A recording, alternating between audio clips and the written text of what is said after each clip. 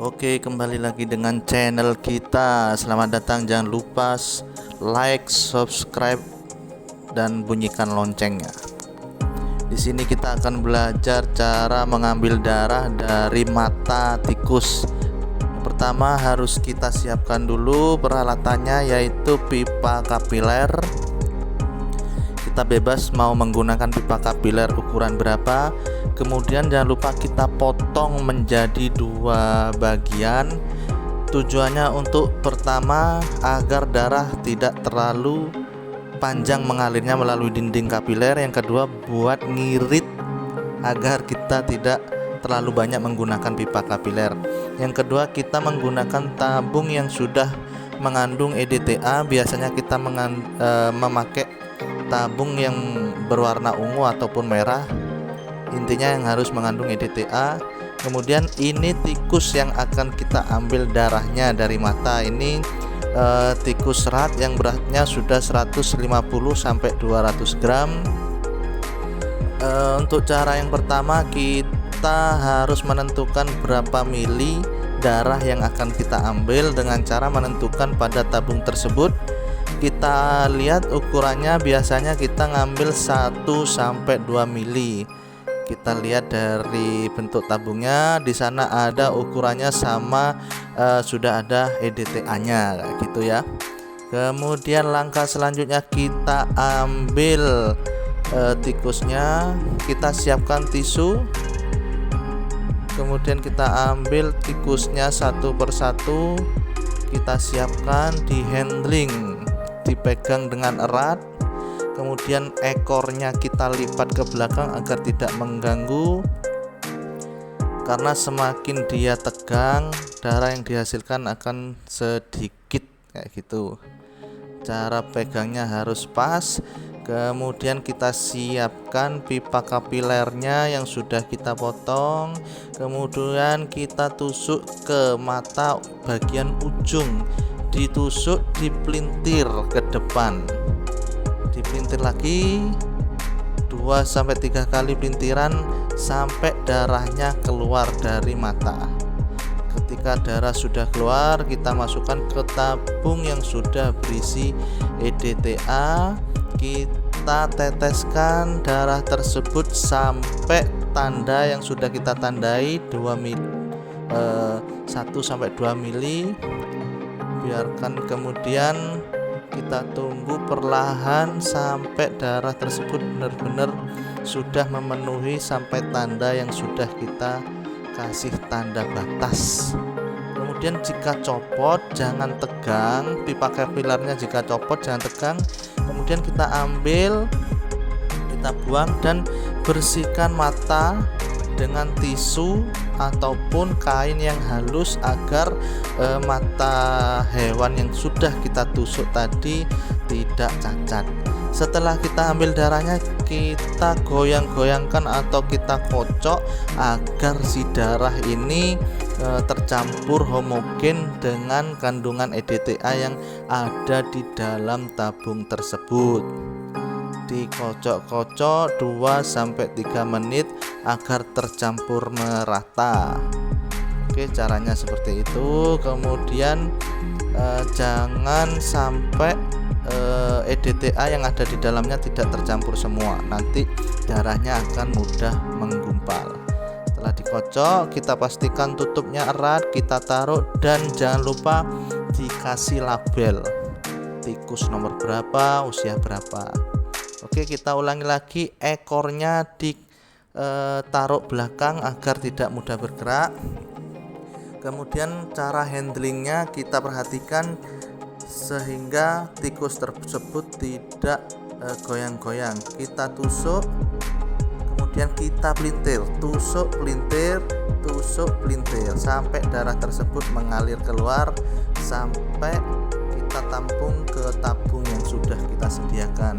Ketika si tikus ini tenang, darah yang akan dihasilkan akan lebih banyak. Beda dengan tikus yang berontak, pipa kapilernya akan mudah copot, kemudian darah yang dihasilkan juga akan lebih sedikit. Ketika sudah pipa kapiler copot, nanti pasti darah yang dihasilkan akan sedikit. Kalau misalkan tidak sampai batas yang sudah kita tentukan, nanti mata dari hewan ini akan kita tusuk lagi, kemudian kayak gitu.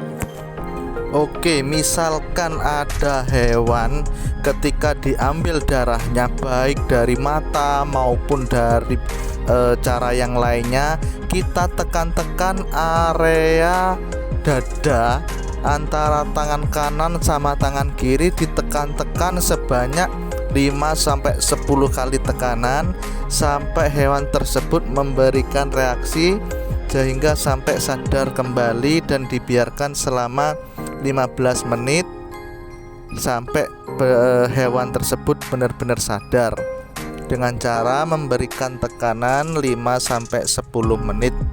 Seperti itu caranya. Kemudian usahakan hewan tidak tegang ketika diambil darahnya.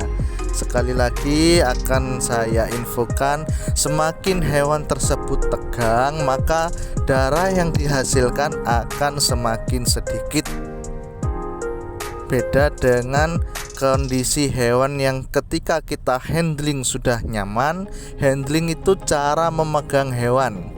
Hewan uji kalau sudah merasa hewan tersebut nyaman, maka darah yang dihasilkan akan semakin banyak. Seperti itu.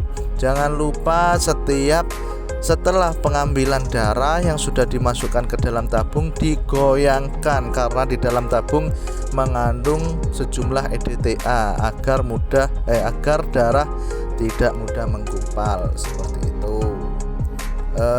Dari beberapa tabung sudah kita ambil, kemudian jangan lupa bunyikan loncengnya, subscribe channel kita biar tahu info-info selanjutnya. Caranya tenang aja, untuk pengambilan darah tidak usah tegang, kita tusuk dan kita pelintir, kita tusuk, kita pelintir, itu saja kuncinya. Setelah ditusuk, dipelintir 1-2 kali, darahnya akan keluar sehingga kita dapat menampung darah tersebut ke tabung yang sudah kita sediakan sampai tanda batas 1-2 mili. Ketika darahnya macet tidak keluar lagi, kita dapat memelintir lagi tabung tersebut. Jadi ketika dalam pengambilan darah kemudian darah yang dihasilkan oleh mata sedikit, yang pertama kita cek adalah cara memegang hewannya. Ketika hewan tidak nyaman, kita kembali lagi. Ketika hewan tidak nyaman dalam kondisi kita pegang, maka darah yang akan dihasilkan itu sedikit. Jadi ketika nanti tiba-tiba saat pengambilan darah kemudian darahnya hanya mengalir sedikit, kita cek lagi cara memegangnya. Yang kedua, setelah kita cek ketika sudah hewan tersebut sudah tenang, kita pelintir lagi pipa kapilernya sampai darah tersebut mengalir kembali. Seperti itu. Kita cek lagi, kita ambil darah, kemudian jangan lupa kuncinya hanya tusuk pelintir gitu saja.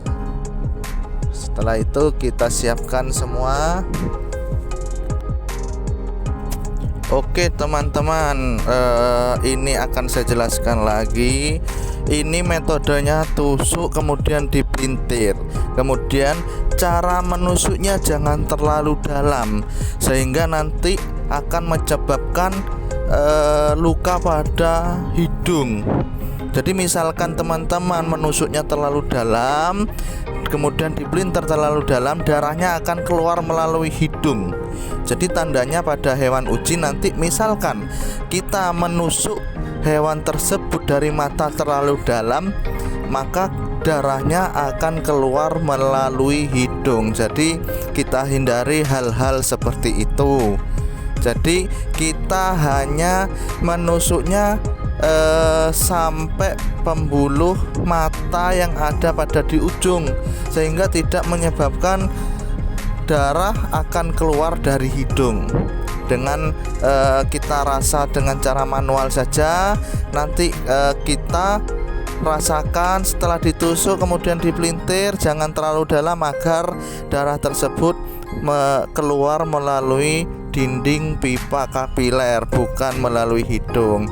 Jadi misalkan nanti ada hewan uji yang kalian ambil dari pembuluh mata, maka misalkan keluar dari hidung, itu kalian menusuknya terlalu dalam, seperti itu.